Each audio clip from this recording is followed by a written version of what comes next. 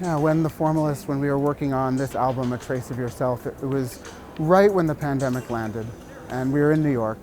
And I think it was just a very fraught time for everybody. I think for doctors, perhaps in particular. I was working in a COVID unit, which was not something I was all that familiar with. So it just felt really fraught and really tense.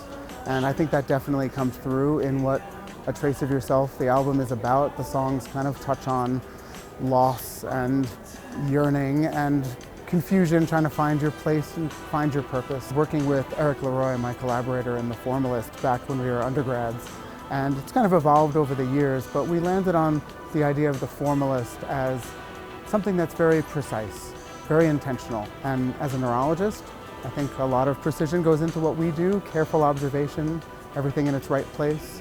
And I think that sort of thinking informs how we make music and what The Formalist is about. I think creating the album, which we did in early 2020 into 2021 when we wrote most of it, when I was writing the lyrics, it was kind of a way for me to get out things about my career as a neurologist. How could I know that what I was doing mattered, or what the impact was going to be? So the idea of a trace of yourself is, what trace do we leave behind? And I think as a neurologist, as a doctor, it's what do we give to the people we take care of?